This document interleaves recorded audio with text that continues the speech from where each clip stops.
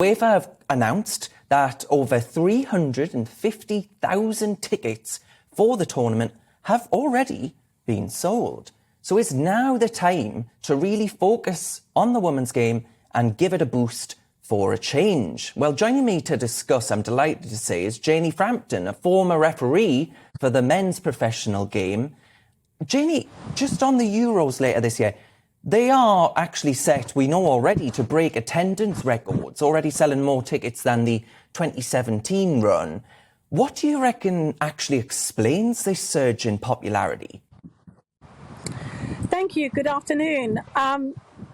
I do believe this surge in popularity is in some of the countries, we're talking about particularly Asia, America, and in Europe now, they're promoting women's football a huge amount. And that means there was almost like a chicken and egg situation that needed to happen. And that was, you needed money invested into women's football before women's football became far more publicised on TV and radio and the coverage. Now, that seems to have happened.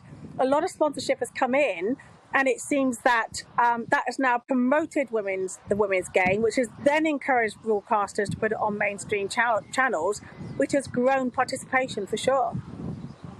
And do you think the game being showcast more by broadcasters has something to do with it?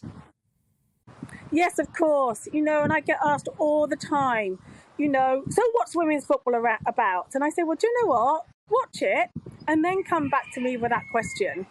But until people have watched it and they realise just how technical it is, and we've also got now this whole point where they need to stop comparing women's football to men's football because they're two different games. And you've got to value and respect each of those games on their own merits.